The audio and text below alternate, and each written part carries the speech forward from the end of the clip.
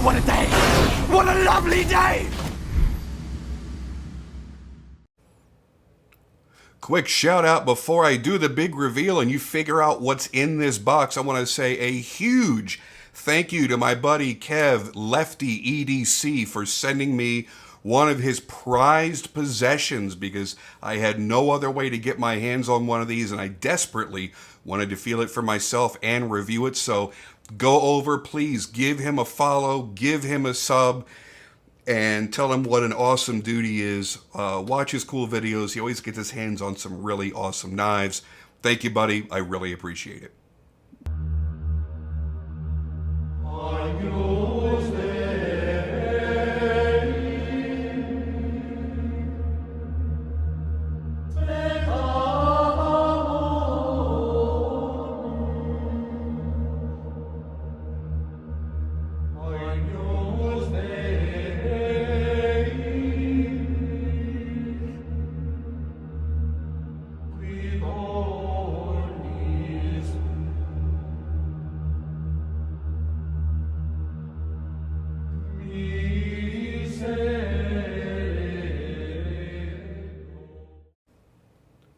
Hey guys, Jim here. Welcome in once again. And as you see from the photos that I took in the beginning of this video, this is the often heralded Brown Knives FSD.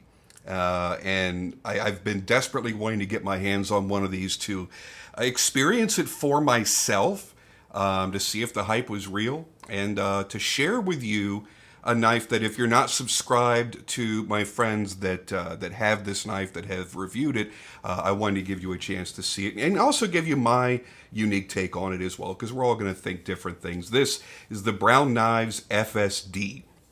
Now, it's available with two different blade steels, either CPM 154, still a great EDC knife steel. The base price for that is $775, or CPM 20 CV, which has a slightly higher base price of $825. I don't know what FSD stands for, and I don't know if that's really ever been disclosed, so I'm just going to come up with my own definition for the acronym, I guess. But let's get this box open here and show you what it is that I'm blathering on about. Oh, yeah. Man. This thing is, it is something else. And it's something of an optical illusion on a few different levels. One is the fact that at first glance, that pocket clip doesn't even appear to be there. That's how perfectly milled this knife is, and how precise Craig Brown is with his programming, with his design, with his machining, that this separate component, this pocket clip, is milled in a way that it falls exactly into the pattern that's in the body of the knife. And it really, got to give credit where credit is due. That is absolutely genius. And inside of the little pocket, whoops, under the pocket clip, it's going to tell you, made in the USA. Oh yeah, in Blaine, Washington. So, yeah, that's pretty interesting, isn't it? I totally dig this knife, and we're going to have a shitload of fun over the next, I'm going to say, probably 35 minutes. This is not going to be a short video at all. This is going to take a while to get through everything because there's a lot to discuss. And yeah, it's a big knife, so it's probably going to wander out of frame a few times as I'm opening and closing it. But that's okay. Oh,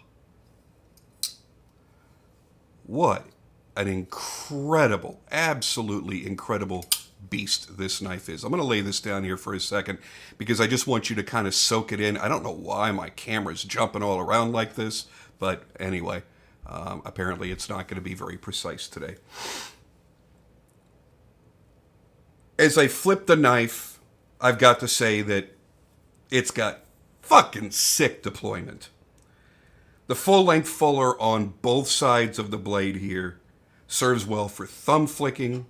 I'm just going to demonstrate all this as I'm talking about it. Thumb flicking, reverse spider Spyderco flicking, Spidey flicking, whatever you want to call it, and even slow rolling. That fuller is huge. It runs the entire length of the blade, and it's on both sides, and it's extraordinarily useful. I don't care what your favorite method of deployment is, you're going to be able to do it very easily with this knife. Then you've got a flipper tab, which is insane. When you hit that just right, this is one of the strongest lockups I have ever heard or felt in any knife. It just rockets the knife out. Then you also have, if I can get it, I really can't because I'm not a front flipper guy, but you've got this area here that you can do the front flipping as well. So that's kind of like the final switching device. You can tell it took Craig a long time to design this knife. There's so much detail, even if you don't see it right now, there's a lot of detail in every aspect of this knife. It's insane. It must have been an arduous full-scale development. Yes, we're going to keep having fun with that. Oh my God, that thing is just, it's wild. Let's get the specs out of the way. I don't know if I can open this and have it off to the side and still have room. Yeah, I guess so. So let's get the specs out of the way right here. Overall length is 8 3/4 inches. This is a monster. It is a big, long knife. Blade length is 3 3/4 inches. The weight, shockingly light, and we're going to weigh it here in a minute, I promise. It's insane. When you look at this knife, it should be a shit ton heavier than it is. Got a titanium frame. You've got his proprietary brown lock, which we'll be discussing. Ceramic bearings, ceramic detent, of course. A proprietary pivot, completely unique, looks amazing, really blends in well with the overall design. And a price of $775 to $885 in the base variations. Let me get the scale here. I hate when I forget to bring that over. All right. This is going to freak you the hell out. I'm serious. This knife should weigh a ton. It's 5.1 ounces. Now, that may sound like a lot compared to a lot of the things that I bring out to you, but a lot of the stuff I'm bringing out is 3 1/4, 3.5 inch blades. This thing is a monstrosity. It's so big, and it only weighs 5.1 ounces. The next closest knife that I have in my collection that's a custom that's in this size, you guys saw me bring out from Plunkett Knives just a couple weeks ago. But the blade is super thin. It's got holes all through the titanium frame. It's a completely open design. I mean, there's a lot of material that's missing that you've got in the brown. Everything on the brown is slightly thicker. This should be so much heavier. I felt the same way about this, that was crazy lightweight for what it was.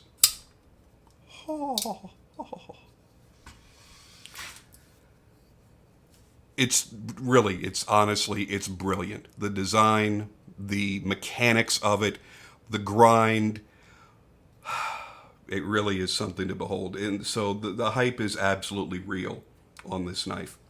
You've got a deep but very tall hollow grind. So it can almost look like a flat grind because the hollow grind is so tall.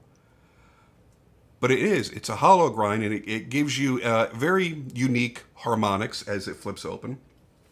And it makes for a crazy thin edge and a really, really sharp knife. The perfect foreskin dissector, in my opinion. The action is insanely fast.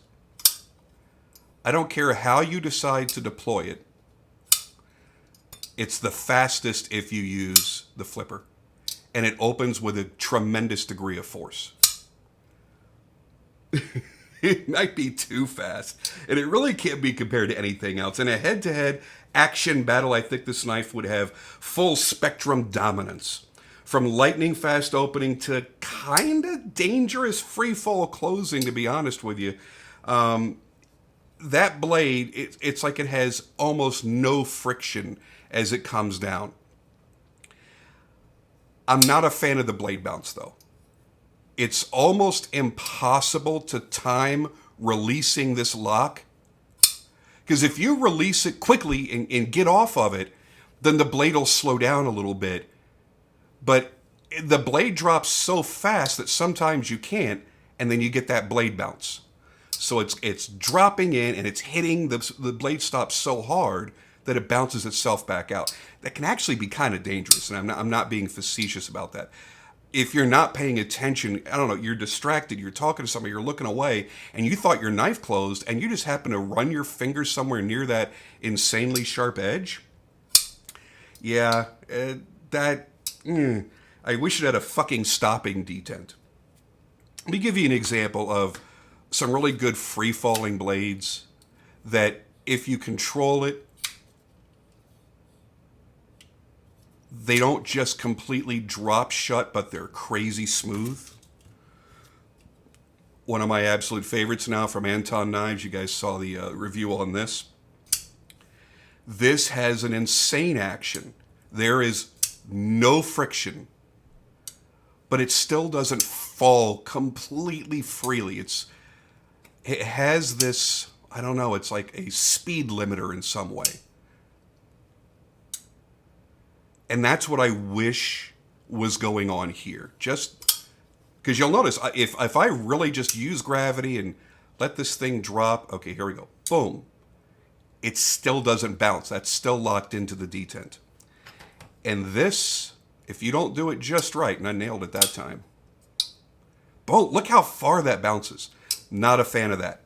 Is that enough to make me not want it? No, but it would make me be a lot more cautious as I go to use it. That's for sure, no way around it. Now, as a machinist, Craig excels beyond many of the biggest names. He's precise, he's inventive. I mean, you can look at this knife and see that. And his work is clean as hell. You're not going to see any machining marks, any tool marks, no tool paths. There's just nothing inside or out on this knife. It is as clean as a whistle. His work is absolutely top-notch. Nobody could ever deny that. It's incredible. And the milling pattern on this one is especially nice, particularly how the pocket clip seems to disappear. It's just damn genius. It's crazy. Talking about the milling patterns, there are 3 different milling patterns. I'm going to move my hands out of the way here so I can show that to you. So there are 3 different patterns to choose from. This one is my personal favorite, even though, yes, it seems like pretty much everybody got this particular variant. This is still my favorite. I don't like Variation 2 at all. Variation 3 I kind of dig. It's pretty cool. It's almost like a combo between 1 and 2, but 1 is absolutely my favorite. It's almost like a frag pattern that has some style to it. You know, it's like, If Ferrari designed something that had a frag pattern, this is what they would do. It's so wild, it's so cool, and it's just got this beautiful organic. Oh yeah, you know what? It really does. It has an organic flow to it, and that's something you don't typically see on something that's designed to have this much of a modern look. By the way, look how he maximized how much blade is in that handle, yet you can't hit the tip of that blade. Beautifully done. I love the diamond on there from the grind. And that's from where the fuller disappears. The blade comes out to its full blade stock and then comes back in. Really, I mean, it's so beautifully done. Now let's talk a bit about the brown lock, because it's another thing that makes it interesting. We're used to having, and the first couple times I flipped this, I wanted to go hit the frame lock or the liner lock, because it's a thin, slab-sided titanium handle, and you're just expecting to have a frame lock or a liner lock, but you don't. It's not a traditional button lock, although it operates very similar to one, and it is certainly, it's not the smock lock. I know a lot of people looked at it and went, well, that's just like a smock lock. Sorta, yeah, but it does operate differently, and the lock itself is a stronger type of lock. As we hold it this way, I'm going to pop up a graphic here on the screen and show you the cross section of the knife, and you can get an idea of how that blade is locked into that lock, incredibly solid. And then all you're doing with this push button is you're pushing that lock out of the way so that the blade falls out of that notch. It's very simple in its idea, but I'm sure the execution had to be a son of a bitch to figure out. Prototyping this knife really had to be a son of a bitch. I can't even imagine the headaches it must have caused.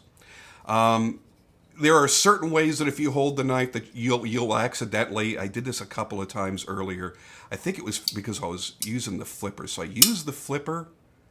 No, what was it I was doing? I don't remember, but there was a couple of times the way that I held it. Yeah, it just protrudes a little bit much. For my liking, I would have much rather had this pocket a little bit deeper. And you see how let me see if I can zoom in on that, or at least get it to focus. You see how the button, when the blade is engaged against the lock, you see how flush it goes? I would prefer that to be its outermost position instead of popping up that much, because it's just a little too easy to activate. By the way, that is another way that you can deploy this knife. If you got the rhythm down, you can certainly do that. Just release the lock and do it that way. That changes the sound of it a little bit. Anyway, so that's the whole idea behind the brown lock. It seems to be extraordinarily strong. I don't know to what degree Craig has tested the lock. Oh, that was it. I was thumb flicking it, and my knuckle and my finger hits the lock every now and then. I'm sorry, I did not thumb flicking it, reverse flicking it. That's right where my finger wants to sit because of the size of the knife. If this knife was a 1/4 inch larger or smaller, I don't think I would have that issue. But again, it doesn't prevent me from wanting the hell out of this knife. It's just something I'd want to be aware of when I go to carry it, just to be a little extra cautious. I love the design. I love the milling pattern. I love everything about it. But there's something about the finish that comes off looking like aluminum, and I'm not a fan of that. There could have been a lot of different ways to finish this. Some satin on the high points or bead blasting. I know he's done a couple anodized colors. Stonewash. Well, this is stonewashed. There's just got to be something that would have made this look more like titanium. Because when you look at like the pivot you could clearly see that nice dark rich color that we always associate with titanium, right? And this is so bright, it's almost white, which is a lot like what you would see in titanium. So it throws me off a little bit. I really like to see something in more of that titanium color that we're accustomed to, especially once it's been media blasted with something.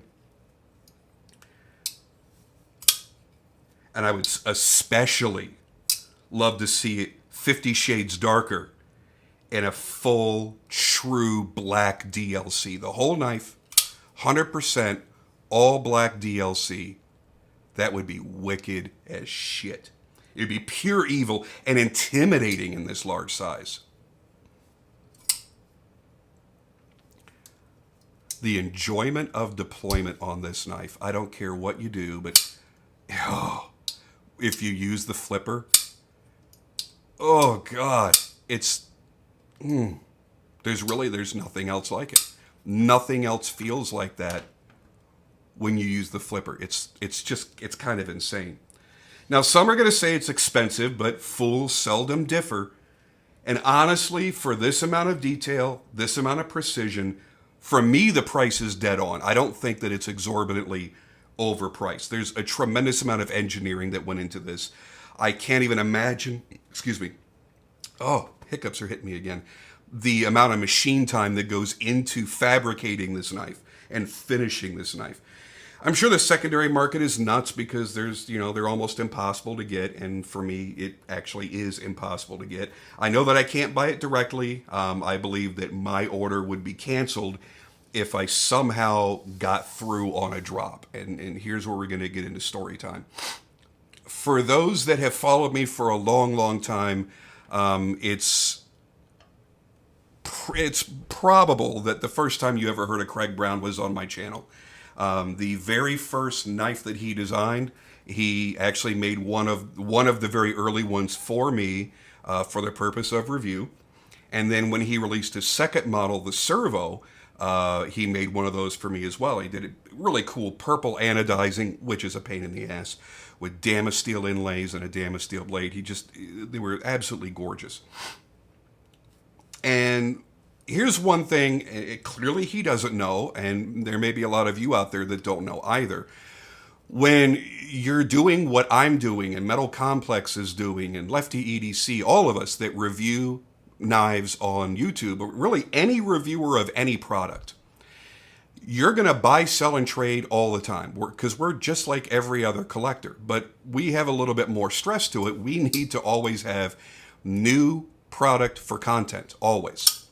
And the way I do things, because I'm taking time out of my regular work to do this, a lot of times a maker will make a knife for me and I get to keep it. It's great. I get a great knife out of it. If it's a worthy knife to review, I put a review out there. I've discussed that many, many, many times.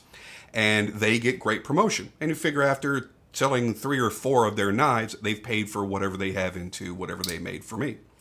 And that's a good percentage of the knives that I've been able to get that you see me just do a review on. Now, most of the knives across my many, many videos on my channel, I've paid my own money for. They were part of my collection, and I videoed them. And then there's a percentage of knives that are sent out to me either by collectors, like Lefty EDC sent this one, or a maker will make a knife. Maybe it's a prototype, maybe it's their production model, whatever. I'll review it and send it back. But in Craig's case, he made both of those knives for me, and I didn't have to pay for them. And it was a wonderfully generous thing that he did, and I thanked him probably a zillion times for it. And I really enjoyed the knives. And after a very long time of owning them, I'm talking more than a year, I think closer to 2 years for at least the Servo, and longer for the first one, I sold those knives. That's what we do. We constantly rotate our collection. And, I mean, makers know this. That's not a surprise. Apparently, Craig didn't like that. One day I was like, I wonder why I'm not seeing Craig's posts anymore. Is he not making knives anymore? And I went and looked, and he had blocked me. Like, what the shit? Why would Craig Brown block me? Then I see a comment that he made somewhere else on somebody else's page, or on Facebook or somewhere. I don't really recall what. He was making really, really nasty comments about me. And I was like, holy shit, I can't even believe that. I loved the knives that I had, and I felt that I did his work justice, and I got a lot of people interested in his work and got his name out there. And instead of just messaging me or calling me, he had my phone number, and saying, hey man, I kind of took that personally when you sold those knives. What's up with that? I would have been perfectly fine to have that conversation with him. Because the truth of the matter is, the first one that I sold, the original one, I did that as I was chasing a knife that I really, really wanted, and I wanted to review, and I wanted to own it, and that went off with 5 other knives in order to pay for it. And the second one, be perfectly honest with you, it was when I was having a slow time in business, and I had to expand my shop and buy more materials, and I didn't have the money to do it. And listen, my knife collection has always funded my primary business. And this was a few years ago when I was in between bigger orders and stuff like that. I'm very fortunate I don't have to do that now, but it was a time where it was sink or swim. And you know what? I'm going to put food on my family's table, and I'm going to buy the materials I need to make the knives that I make, no matter what. And that was certainly, again, not the only knife that was sold at that time. And I do remember that period in time, and I sold 3 knives that I never thought I would ever part with in my life. So at least he was in good company. But instead, he chose to get offended for some reason, block me, and then say horrible, nasty things about me in public, and I just don't get it. I'm just not that kind of guy. Yeah, I like to play a dick on the internet because it's fun, but as far as actual, real interpersonal relationships, I'm not like that. I can't do that to people. So while it would be easy for someone like me to come out here and bash this knife and take pot shots at him or act like I don't like it in order to do something to hurt his business, again, that's not who I am. I wanted to get my hands on this knife because I want one personally after I've heard so much about it. And I held it and went, yes, this solidifies it. I do want to have one of these, but I absolutely want to share this with other people because there are going to be people that are subscribed to me that are not subscribed to Kevin, that aren't subscribed to Metal Complex, that aren't subscribed to, I'm trying to think, I think Dr. Funky has one as well. And I really wanted to get this out here and show people what a crazy, crazy ass knife this is. The level of workmanship, the detail, the quality, the machining skill, the action, the sharpness of the blade, the beauty of the grind, the incredible pivot, the unique locking system, the multiple methods of deployment. There's so much to like about this knife. If you don't find at least 3 things about this knife that blow you away, you're absolutely insane and are probably farting suppositories daily. Now, whether Craig and I are ever going to mend the fence, I mean, I would have certainly had any conversation with him he would have liked to have had, but I didn't have that opportunity. He can just tell me I'm a felonious scissor dick, I guess. But I certainly hope that he has great success with this knife. Like I said, I truly believe that if I ordered one of these, if I was lucky enough to catch one of the drops and ordered it, I think he would probably have seen my name and shipping address and canceled the order. So I haven't bothered to try. I do have a buddy that's looking at selling one that's exactly like this one, and I'm probably going to buy it from him if I'm able to do it. I don't know what his price is yet. I don't know if, if he paid secondary market or if he got it for table price or not, but I'm going to try my best to get it. Hopefully I can trade into it, but if I got to find a way to come up with the cash, I will, because this is one of those knives that I want to have in my collection. Do you know how many times makers do crazy milled patterns in their frames and you can't get the knife in and out of your pocket because of all the milling and it just snags and it's a pain in the ass? Yeah, not so with this. It goes in and out just exactly the way you want it to. And let's not forget also, Craig offers a lifetime warranty on the mechanics of his knife as long as the knife isn't modded. As long as you haven't done some stupid thing to it, you don't have to worry about it. It's covered for as long as he's alive and making knives. And he offers free resharpening. So his customer service after the sale is good. The quality of his knives is phenomenal. His creativity is nearly boundless. Yeah, I'd love to come out here and say, oh, this and this and this horrible thing about this man and his knife. I can't, because it's not truthful.